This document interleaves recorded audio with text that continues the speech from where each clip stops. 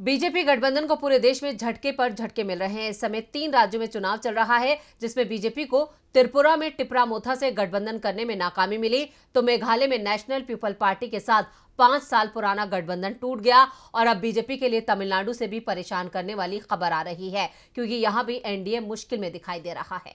BJP की सबसे बड़ी गठबंधन सहयोगी एआईडीएमके छोड़ रही है एनडीए का साथ। एनडीए के साथ नहीं बचेगा कोई भी प्रमुख सहयोगी। आखिर क्यों एक एक कर एनडीए छोड़ रहे हैं राजनीतिक दल? तमिलनाडु में इरोड पूर्वी विधानसभा सीट पर उपचुनाव चल रहा है और इस उपचुनाव ने एनडीए की नींव हिला दी है।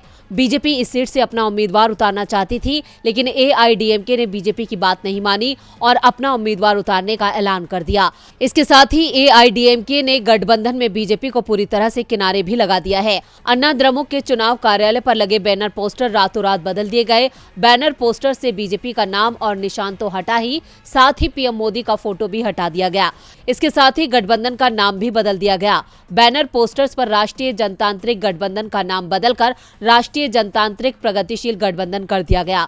पोस्टर में हुए इस बदलाव से एआईडीएमके नेता ई पलानीस्वामी ने बीजेपी को साफ संदेश भेज दिया कि उन्हें बीजेपी की ज्यादा जरूरत नहीं है। दरअसल एआईडीएमके के अंदर भी इस समय पलानीस्वामी और पनीर सेल्वम के बीच पार्टी पर अधिकार को लेकर लड़ाई चल रही है और इस लड़ाई में पलानीस्वामी भारी पड़ते दिखाई दे रहे हैं, लेकिन बीजेपी का झुकाव पनीर सेल्वम की ओर दिख रहा है।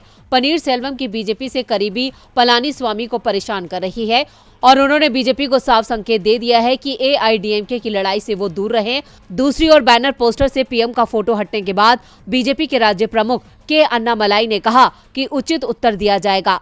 बीजेपी के सख्त रुख के बाद एआईडीएमके कार्यालय पर फिर से गठबंधन का नाम बहाल कर दिया गया है, लेकिन पीएम मोदी का फोटो अभी भी एआईडीएमके ने चुनाव कार्यालय पर नहीं लगाया है। इसके बाद सवाल उठ रहे हैं, क्या बीजेपी का एक और सहयोगी उसका साथ छोड़ने वाला है? डीबी लाइव की रिपोर्ट।